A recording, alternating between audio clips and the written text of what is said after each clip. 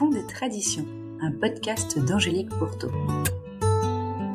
Bonjour à toutes et à tous et bienvenue sur ce nouvel épisode de la saison du printemps. Aujourd'hui, parlons du foie, l'organe de la saison. Situé sous le diaphragme dans l'hypocondre droit, le foie se situe à droite de l'estomac. Il est l'organe interne le plus volumineux, environ 1,4-1,6 kg chez l'adulte, et l'un des organes les plus densément vascularisés du corps. Il contient plus de 10% du volume sanguin total du corps et il est traversé par 1,4 litre de sang en moyenne à chaque minute. Il reçoit le sang de deux vaisseaux principaux, l'artère hépatique qui fait circuler du sang riche en oxygène et la veine porte. Le sang de la veine porte parvient au foie chargé de très nombreuses substances issues de la digestion et ou de l'activité des organes. Commençons par voir le foie et ses fonctions selon la vision occidentale. Selon cette vision, il a un rôle central et majeur dans le corps. Découvrons-les ensemble. Le foie métabolise les nutriments provenant de l'alimentation. Il s'occupe des glucides. Il stocke le glucose sous forme de glycogène et le libère quand le corps en a besoin. Il gère les lipides en participant à la synthèse du cholestérol et des triglycérides. Enfin, les protéines. Il transforme les acides aminés et protéines issus de la digestion en protéines essentielles du sang. Il produit et sécrète la bile, stockée ensuite par la vésicule biliaire, soit environ 600 ml à 1 litre de bile par jour. Ce liquide jaune-vert est nécessaire à une bonne digestion des graisses, à l'évacuation de certains déchets et à l'absorption de certaines vitamines. Le foie est connu pour sa détoxification. Il agit comme un filtre en neutralisant, transformant une grande variété de substances, comme les médicaments, les toxines environnementales ou l'alcool. Son rôle est de dégrader les substances toxiques pour l'organisme en produits non toxiques et de les éliminer via les reins ou la bile. Ces substances peuvent provenir de l'extérieur ou être naturellement présentes dans le corps.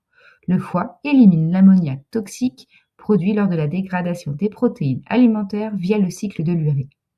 Le foie stocke les substances essentielles comme les vitamines A, D, E, K, B12, des minéraux, le fer et le cuivre et le glycogène. Il régule et produit également les hormones. C'est un organe endocrinien majeur et fabrique des hormones essentielles. Il transforme les hormones thyroïdiennes, détoxifie les stéroïdes et catabolise le cortisol. Il répond également aux signaux insuliniques et glucagons. Il participe aux fonctions immunitaires. Il contient des cellules immunitaires qui éliminent des bactéries et toxines provenant de l'intestin et participe ainsi à la défense du corps. Il recueille, filtre le sang provenant des intestins et régule le volume sanguin. Il fabrique d'ailleurs les substances facilitant la coagulation du sang. On peut constater que malgré des paradigmes différents, les deux approches, chinoise et occidentale, décrivent un organe majeur pour l'équilibre global du corps. Nombreuses des fonctions biochimiques convergent avec les fonctions énergétiques traitées en médecine chinoise. On peut évoquer son rôle dans le stockage et la régulation du sang, son lien direct avec le système digestif, sa participation aux défenses immunitaires, son lien avec la vitamine A et donc la vue, son lien avec l'hormone du stress, le cortisol. On retrouve également le lien entre les problèmes endocriniens et notamment la thyroïde avec le foie. Mais voyons un peu plus précisément les fonctions du foie selon la médecine chinoise. Selon cette médecine, il correspond à l'élément bois et est associé à la vésicule biliaire. Il est surnommé l'empereur vert ou général de l'armée, car il est en charge de l'ensemble des fonctions du corps en assurant la circulation du qi. Si le qi ne circule pas, les fonctions de l'organisme dysfonctionnent. Dans son aspect yin, le foie stocke le sang. Le foie est le plus important réservoir de sang du corps. Il a un rôle primordial dans le stockage et la régulation du sang. Le sang du foie sert à nourrir les tendons et l'utérus pour les menstruations. Il régule et met en circulation le volume de sang adéquat. Lorsque le corps est en mouvement, le sang circule afin de nourrir et humidifier les muscles et les tendons. Plus le sang est abondant, plus notre peau et nos muscles sont résistants. Le foie apporte l'énergie et les nutriments nécessaires au bon développement et à l'entretien de notre force physique. Ce sang stocké dans le foie est essentiel pour notre niveau énergétique et nos capacités de résistance face aux pathogènes extérieurs. Le sang permet de nourrir la peau, les tissus et les muscles nécessaires à notre protection. Dans le cas d'attaque externe, le foie fournit le sang pour la lutte. Ainsi, le jour, le sang est distribué dans le corps, notamment dans les muscles et tendons, en fonction de l'activité physique. Et la nuit, le sang retourne au foie. Le foie a également une importance fondamentale dans la physiologie de la femme et son sang est primordial pour les menstruations. L'utérus stocke le sang qu'il reçoit majoritairement du foie. Le chi du foie a également la fonction de faire circuler le sang. C'est pourquoi, si le chi du foie stagne, des syndromes peuvent apparaître. Ainsi, le foie est responsable de nombreuses pathologies gynécologiques chez la femme. Si le sang du foie est insuffisant ou si la circulation du chi ne s'effectue pas aisément, la personne menstruée va éprouver des difficultés, des douleurs, de l'aménorrhée, des menstruations peu abondantes. Le foie et la vésicule biliaire sont également en charge de nourrir la croissance de l'embryon au cours des 2 premiers mois de grossesse. Ce lien entre le foie et la femme est d'autant plus fort qu'il influence les 2 merveilleux vaisseaux Chongmai, mer du sang, et Daimai, vaisseau ceinture, très en lien avec le cycle menstruel. De son aspect yang, le foie assure la libre circulation du chi dans le corps. Le chi qui circule librement favorise les activités de tous les organes, ainsi qu'une vie émotionnelle équilibrée. Lorsque la circulation du chi de l'ensemble du corps est en harmonie, le flux énergétique est libre et apaisé. La libre circulation du foie est très importante pour le système digestif. Il stimule et harmonise la digestion par son action de montée du chi et la formation de la bile. La rate et l'estomac bénéficient de l'action drainante du foie. La fluidité du chi permet notamment une sécrétion normale de la bile et des fonctions digestives normales. Cette libre circulation affecte également l'aspect émotionnel et mental. De l'impatience, de la colère, de l'irritabilité sont les témoins d'une disharmonie du chi du foie. Le foie abrite l'âme éthérée, Rune, notamment responsable des rêves. Je fais le choix de ne pas aller plus loin sur cette fonction du foie, celle-ci nécessitant un éclairage plus profond. Voyons ensemble maintenant quelques manifestations de l'énergie du foie. Le foie humidifie les tendons. Des contractures ou crampes ont souvent un lien avec le dysfonctionnement du foie. D'ailleurs, le stress aigu ou chronique affecte le foie qui se tend. Des raideurs du dos ou de la nuque apparaissent. Veillez aux contractures de votre corps. Une personne d'apparence très calme peut présenter un foie bloqué. Des douleurs dans la poitrine, aux hypocondres, à la cage thoracique ou une sensation de boule dans la gorge appelée noyau de prune sont des symptômes de blocage dans la circulation du foie. D'autres douleurs type tension ou distension dans la région inférieure du ventre, c'est-à-dire l'abdomen, le scrotum, les testicules, peuvent trouver leur origine également dans une disharmonie du foie. Le méridien du foie passe autour des organes génitaux et se termine au niveau des seins. Un périnée trop contracté, des douleurs de poitrine ou des démangeaisons vulvaires lui sont associées. Si le chi du foie est bloqué ou en rébellion, l'énergie de descente du chi de l'estomac peut être contrainte. Des éructations, des nausées, des vomissements peuvent se faire ressentir. Les problématiques liées à une chaleur du sang visible sur la peau peuvent trouver leur cause dans des pathologies du foie. On pense par exemple au psoriasis ou à l'eczéma.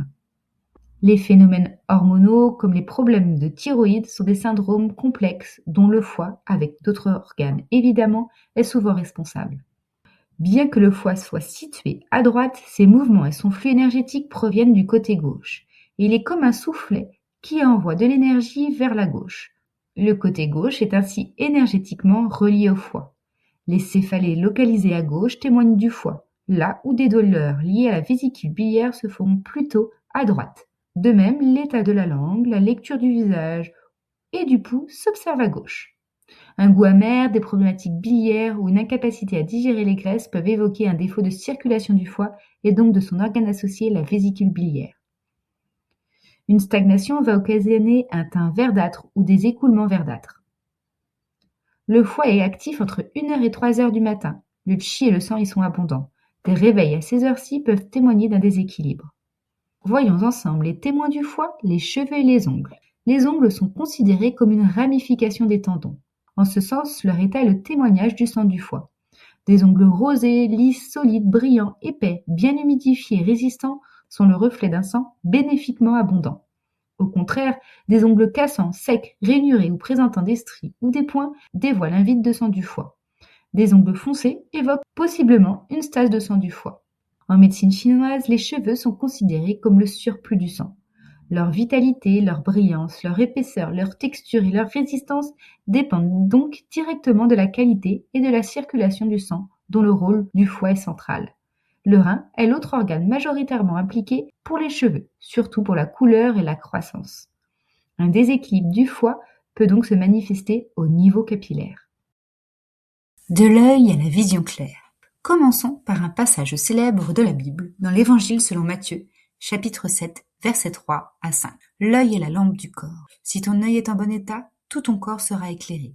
Mais si ton œil est en mauvais état, tout ton corps sera dans les ténèbres. Et un peu plus loin. Pourquoi vois-tu la paille qui est dans l'œil de ton frère et ne remarques-tu pas la poutre qui est dans ton œil? Ou comment peux-tu dire à ton frère, laisse-moi enlever la paille dans ton œil, alors que toi, tu as une poutre dans le tien? Hypocrite, enlève d'abord la poutre de ton œil et alors tu verras clair pour retirer la paille de l'œil de ton frère. Le foie s'ouvre aux yeux et est relié au sens de la vie. La relation entre le foie et les yeux est très importante.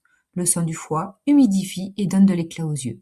De la myopie, une vision trouble ou de la sécheresse témoignent d'un foie déséquilibré. Des yeux rouges, douloureux et brûlants peuvent évoquer de la chaleur interne. D'autres organes sont en lien avec les yeux, comme le cœur et le rein. La sursollicitation des yeux peut venir épuiser le foie. Le liquide lacrymal lui est également attribué. Le foie contrôle le sang et tous les liquides qui nourrissent et hydratent les yeux. Une larme est un relâchement d'une tension émotionnelle.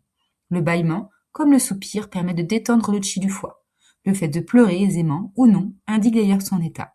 L'activité mentale étant très sollicitée par la vue, il est bon de reposer sa vision. Justement, parlons de la vision. Notre esprit et nos sens nous abusent. En croyant que l'image que nous nous faisons du monde est la réalité, nous nous méprenons et nous passons à côté d'une compréhension élémentaire de nous-mêmes. Voici une phrase d'Alain Galatis dans Le Chant du réel. La vision est l'un des sens nous permettant d'appréhender le monde.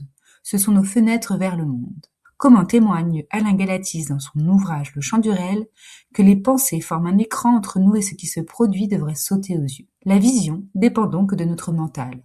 Si notre mental est détendu, nous regarderons le monde de manière apaisée et inversement. Nous recevons une image par la vue et nous la traduisons avec des mots, des pensées, en passant par le mental et l'affect.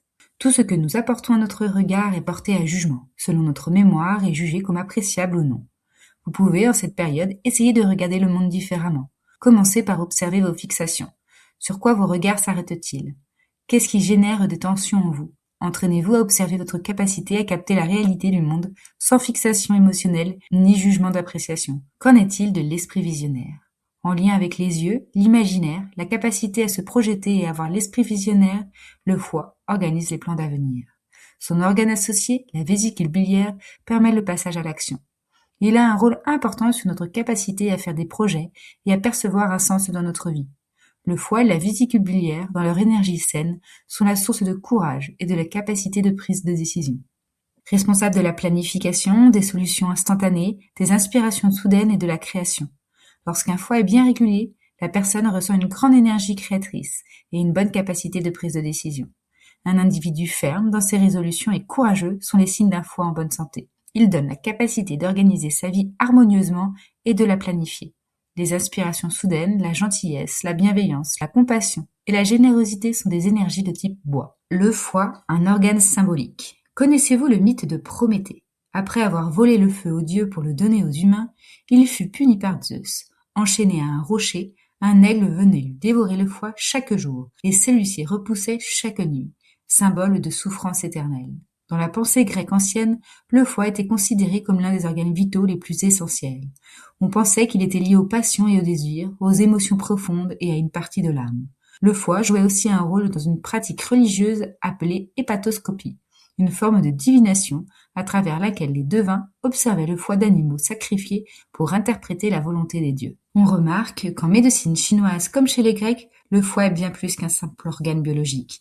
Il est vu comme un centre de régulation de la vie émotionnelle. Ce mythe nous permet d'évoquer l'incroyable capacité d'autorégénération du foie. En effet, il se régénère de façon impressionnante et mesurable chez l'humain, bien plus que n'importe quel autre organe.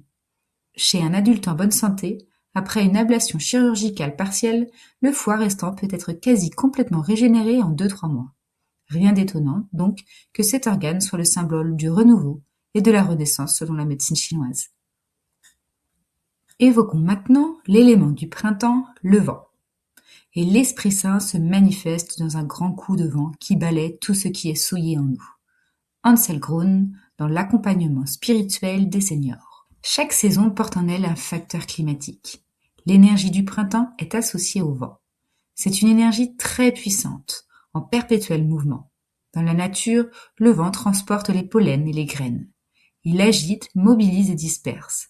Il peut partir dans tous les sens et est à l'origine de douleurs erratiques et mouvantes dans l'ensemble du corps. Très mobile, il se déplace sans cesse. En médecine chinoise, on dit que le vent est la porte d'entrée des agressions externes. Il est appelé chef des 100 maladies, parce qu'il agit comme un véhicule pour introduire les autres pervers climatiques dans le corps. Cet organe s'associe donc à d'autres climats comme le froid, la chaleur ou l'humidité. Il est le fer de lance des autres énergies perverses, en ouvrant notamment les pores de la peau. Dans notre corps, le vent extérieur attaque et entre par les portes du vent, des points d'acupuncture emblématiques situés sur la nuque et le haut du dos. Il est souvent à l'origine de blocages et de douleurs dans ces zones hautes du corps, nuque, tête, rhume. Le vent s'exprime par des maux de tête, des acouphènes, des tremblements, de l'agitation et de l'énervement. Je vous encourage à ne pas vous découvrir d'un fil en cette saison et à protéger votre nuque des vents. Le climat venteux typique du printemps affecte particulièrement le foie, d'autant plus si le patient souffre ou a une tendance au vent interne. Un patient qui présente un dysfonctionnement du foie va craindre le vent externe, souvent responsable de migraines ou de raideur de la nuque. Un vent interne peut provoquer des convulsions, des tremblements des tendons, des spasmes ou des vibrations de la langue. À la fois extérieur et intérieur, le vent peut également provenir d'émotions trop intenses. Voyons désormais les aspects psycho-émotionnels du foie. Le foie a un mouvement naturel de détente et de déploiement. Il permet la répartition harmonieuse du qi dans le corps, notamment vers le cœur. De la même manière qu'il reçoit les produits toxiques pour les rendre non toxiques, le foie accueille les perturbations émotionnelles pour les rendre plus digestes. Il régule la pensée et les émotions, qui sont des mouvements dans le corps. Il agit comme un bouclier face aux agressions émotionnelles perturbatrices. Le foie détend les émotions, permet leur expression et leur libération, notamment par les pleurs, et évite que celles-ci ne génèrent des mouvements de qi trop violents. À l'âge enfantin, nous exprimons librement nos élans créatifs. Face aux désirs inassouvis, la frustration et la colère peuvent s'extérioriser naturellement. En grandissant, nous apprenons souvent à refouler la colère plutôt qu'à la contrôler sainement. Ces émotions coincées créent des blocages du qi du foie et de l'énergie. Dans sa symbolique, le foie évoque la liberté. Les contraintes subies dans notre vie, les rôles imposés que nous endossons peuvent entraîner à un moment ou à un autre une crise. Pour les prévenir ou les adoucir, il est essentiel d'écouter nos véritables besoins. Le foie a besoin de s'exprimer.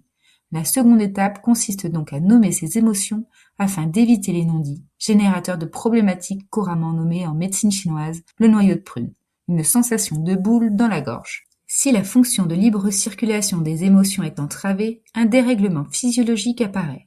Le foie ne permet plus au qi de circuler librement dans le corps, ce qui occasionne des blocages et des refoulements. Le foie est très sensible et se bloque facilement. Il est un organe puissant qui ne supporte pas la contrainte. Il est particulièrement réactif au stress, à la frustration et à la répression émotionnelle. C'est pourquoi, en médecine chinoise, on dit souvent que le foie déteste la contrariété. L'émotion associée au foie est donc la colère. Elle peut être bénéfique quand elle est exprimée de façon juste, mais elle devient facilement excessive et difficile à maîtriser. Elle fait monter le qi et provoque un afflux violent de sang vers le haut. Migraine, syncope, voire AVC. La colère, la frustration, le ressentiment et la colère refoulée dépendent du foie. Une colère installée peut entraîner un dysfonctionnement du foie sur le long terme. Et inversement, un dysfonctionnement du foie tend à rendre les personnes colériques. Lorsque le qi du foie est faible, les individus peuvent se montrer timides, peureux, renfermés ou au contraire très colériques et irritables. En cas de déséquilibre, on observe souvent des explosions de colère, de la frustration, de l'irritabilité et parfois des dépressions. Pour terminer ce podcast, voyons ensemble quelques conseils pour une bonne santé du foie. Adoptez une alimentation équilibrée et légère. Privilégiez les légumes verts comme les artichauts, épinards et brocolis, les herbes aromatiques. Pour plus d'informations, n'hésitez pas à écouter le podcast précédent sur la diététique du printemps. Modérez ou évitez l'alcool, les médicaments inutiles, les additifs, les excitants et les polluants environnementaux. Bougez régulièrement avec douceur. Pratiquez des activités qui favorisent la circulation, la marche, le yoga, le qigong, le tai chi, pour libérer le qi stagnant et assouplir les tendons. Gérez le stress et les émotions. Exprimez sainement votre colère, la frustration ou le ressentiment, par le sport, l'écriture, la parole ou les pleurs. Pratiquez la relaxation, la méditation, la respiration profonde pour détendre le foie. Protégez-vous du vent ou du froid au printemps. Couvrez-vous la nuque et le haut du dos, les zones d'entrée du vent externe en médecine chinoise. Cela vous évitera notamment les migraines et les raideurs. Sur des tempéraments très sensibles au vent, on va jusqu'à éviter des objets du quotidien comme le sèche-cheveux ou la climatisation qui peuvent engendrer des symptômes de type vent. pour faire sortir le vent après un coup de froid, à la sortie de la douche, frottez-vous le haut du dos et la nuque avec une serviette en attrapant les extrémités dans chacune de vos mains. Une sensation de brûlure doit se faire ressentir. Reposez vos yeux et limitez les écrans, le foie s'ouvre aux yeux. Dormez suffisamment et respectez les rythmes. Le foie est actif de 1h à 3h du matin. Favorisez un sommeil de qualité pour qu'il stocke le sang et régénère l'énergie. Cet épisode touche à sa fin. Je vous invite vraiment à prendre soin de cet organe majeur et si formidable qu'est votre foie. Merci infiniment d'avoir passé ce moment avec moi. Si cet épisode vous a plu ou appris quelque chose, n'hésitez pas à laisser un petit avis sur votre plateforme d'écoute préférée, ça aide énormément à faire découvrir le podcast.